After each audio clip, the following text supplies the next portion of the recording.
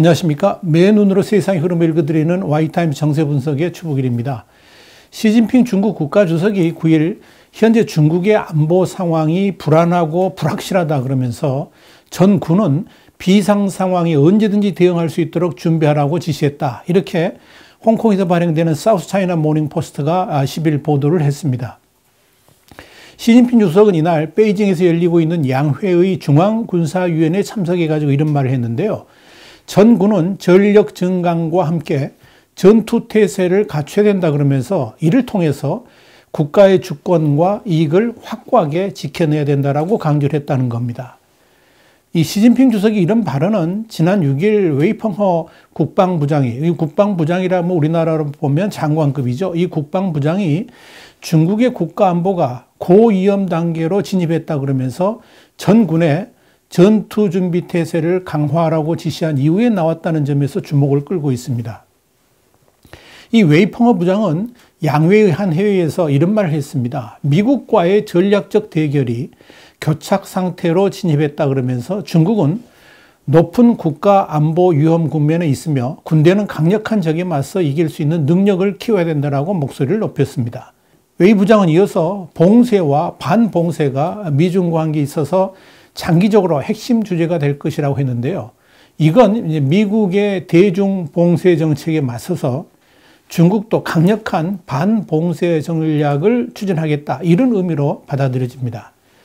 다시 말해서 미국이 항행의 자유작전을 넘어가지고 쿼드, 그러니까 미국, 일본, 호주, 인도의 연합체를 통해 가지고 그걸 중심으로 해가지고 중국 봉쇄 작전을 펼치게 되면 중국은 미국이 이런 봉쇄 전략에 맞서 가지고 강력하게 반봉쇄 작전을 펼치게 될 것이다. 이런 뜻인데요. 이렇게 되면 미국 연합 세력과의 충돌은 불가피하다는 거죠. 또 중국이 이런 최악의 상황을 준비해야 된다는 것을 의미합니다. 이런 분위기를 반영하듯이 쉬치량 중앙군사위원회 부주석도 지난 5일 전국인민대표대회, 그러니까 전인대의 부문별 회의에서 이런 말을 했습니다. 미국과의 투키디데스 함정에 대비하기 위해서 국방비 지출을 더 늘려야 된다라고 강력하게 주장을 한 겁니다. 이 투키디데스 함정이라는 게 뭐냐면 새롭게 떠오른 신흥 강국, 중국을 말하는 거죠. 그리고 기존의 패권국이 미국을 말하는 겁니다. 충돌할 수밖에 없다는 의미인데요. 지금 미중 갈등에 많이 사용되고 있습니다. 쉬 부주석은 이날 투키디데스 함정과 국경 문제 등의 측면에서 군이 역량 강화에 속도를 내야 된다 그러면서 전투력과 전투 방법에서 돌파구를 만들고 군 현대화를 위한 견실한 기반을 마련해야 된다라고 강조를 했습니다. 시 부주석은 인민해방군 공군사령관, 그러니까 참모총장격인데요. 이 공군사령관 출신인데요. 이 당 중앙군사위원회 주석을 겸하고 있는 시진핑 국가주석이 이어서 군서열 2입니다.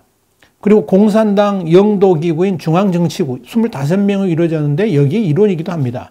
그런 그가 공개적으로 이 투키디데스 함정을 거론하면서 미국과의 충돌 가능성을 언급했다는 것 자체가 상당히 이례적이고요. 의미심장하다고 볼 수 있습니다. 이와 관련해 가지고 블룸버그 통신은 중국 지도부는 그동안에 투키디데스 함정의 위험성을 애써 평가절하해 왔다 그러면서 이 시진핑 주석도 지난 2015년 방미 당시에 이 강대국이 전략적 오판만 피한다면 이 투키디데스 함정 같은 건 없을 것이라고 강조한 바 있다. 이렇게 전했습니다.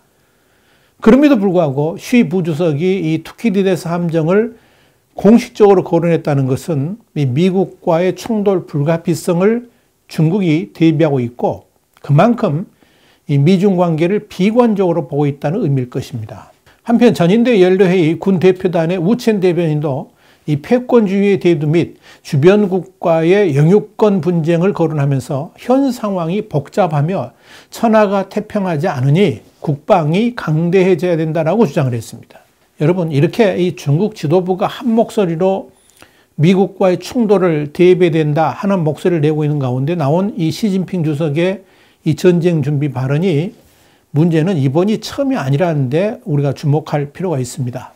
시진핑 주석은 지난해 11월만 하더라도 3번씩이나 전쟁 준비를 언급한 바 있고요. 올해 들어서도 1월 또다시 전쟁 준비 발언을 했었죠. 지난해 11월 13일에는 중국군의 최고 결정기구로 시진핑 주석을 맡고 있는 중국 공산당 중앙군사위원회가 시진핑의 승인을 거쳐가지고 중국군의 합동작전 요강을 배포했는데요. 여기에는 앞으로 무슨 전쟁을 어떻게 치를 것이냐, 이런 중대한 질문에 대한 구체적인 방안이 담겨 있는 것으로 알려지고 있습니다. 그리고 11월 24일에는 중앙군사위원회 군사훈련회의를 하는 자리에서 시진핑 주석이 뭐라고 말했냐면 현재 중국의 안보 환경이 변화했다 그러면서 전쟁 준비에 집중해야 된다라고 말한 바 있습니다. 중국시보가 전한 내용이 그렇습니다. 이어 11월 30일에는 시진핑 주석이 정치국 회의를 주재하면서 군대 정치 작업 조례를 심의하고 중국의 지도력을 재확인하면서 전쟁 준비에 초점을 맞출 것을 요구한 바 있습니다. 여기에 대해서는 우리 Y타임스가 지난 2020년 12월 8일 자세히 보도를 해드렸고요. 유튜브 동영상은 617회차를 보시면 구체적으로 아실 수가 있을 겁니다. 자, 그랬던 시진핑 주석이 지난 1월 4일에 새해 들어서 첫 1호 명령에 서명을 했는데요. 그때 이 전국의 중국군의 전쟁을 대비하는 훈련 개시 동원령을 내렸다. 이렇게 인민일보와 신화통신 등이 일제히 보도를 한 바 있습니다. 시 주석의 전군 훈련 동원 명령은 개정된 중국 국방법이 지난 1월 1일 공식 발효된 가운데 나온 것이라는 점에서 더욱더 관심을 끌었습니다.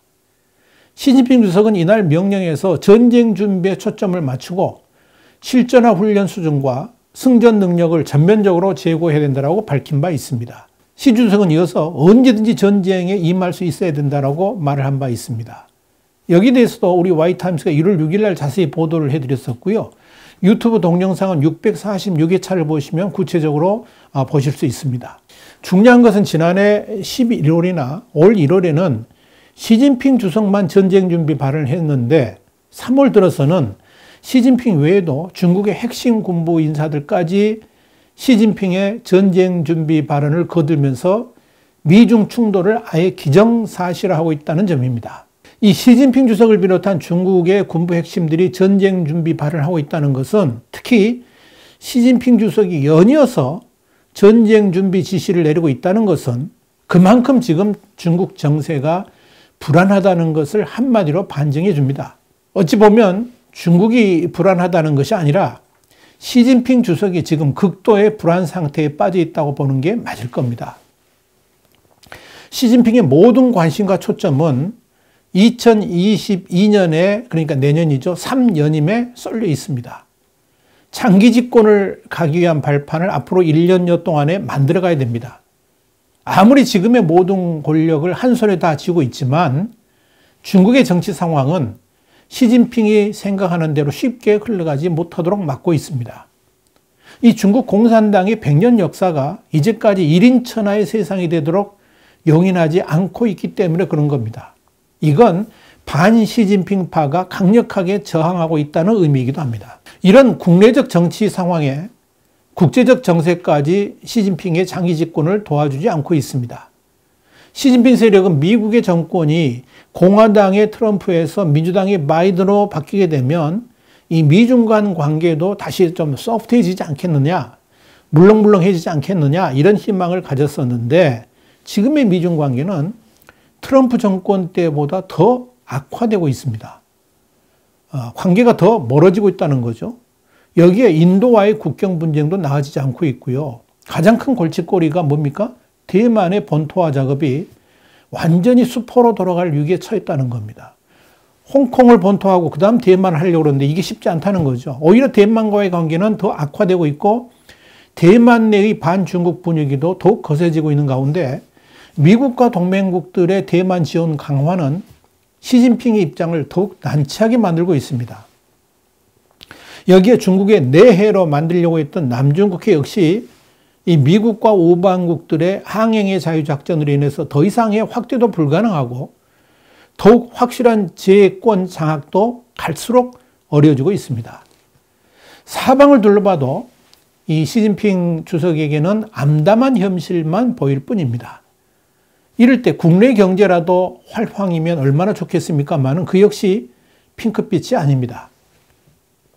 온갖 이 통계 분식과 국가 자금 살포를 통해서 화장을 멋들어지게 하고는 있습니다만은 그림자 금융이라든지 부동산 버블, 비금융 제조기업 부채, 그리고 지방정부 부채, 이런 네 가지 요소가 언제 터질지 모르는 활화산들이나 다름없습니다.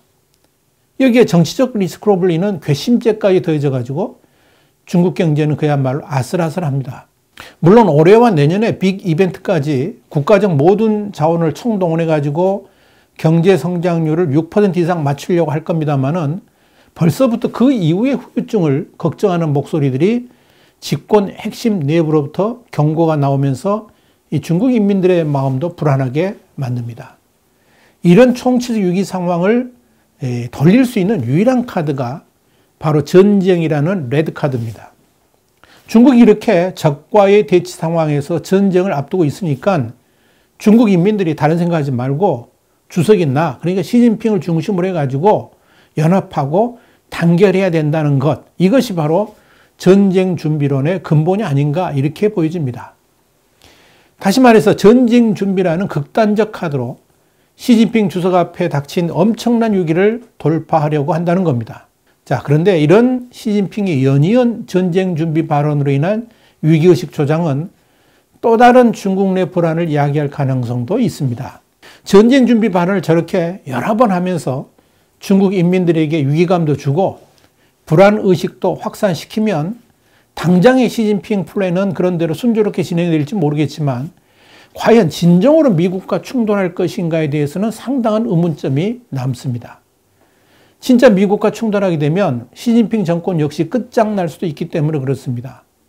미국과의 충돌에서 완전한 승리가 아니라면 곧바로 시진핑 정권은 위기에 봉착하게 될 겁니다. 우선 중국 인민들의 여론이 들끓게 될 것이고 당 원로들을 중심으로 한 반시진핑 세력의 강력한 반발로 곧바로 퇴진 압력으로 이어질 겁니다. 그러나 지금의 중국 군사력으로 남중국해나 대만, 그리고 일본이 점유 중인 센카쿠 열도 등에서 군사적 충돌이 이어질 때 결국 미국과 우방국들의 전력을 이길 수가 없을 겁니다. 물론 이 중국 인민해방군의 숫자는 미국 우방국들보다 많겠죠. 군함수도 많고 전투기의 숫자도 압도적으로 많을 겁니다. 그러나 전쟁은 머릿수로 하는 게 아니지 않습니까? 파워로 하는 거죠. 중국이 절대 미국의 우방국을 이길 수가 없는 이유가 바로 여기 있는 겁니다. 그러니까 시진핑 입장에서는 진퇴양난인 겁니다.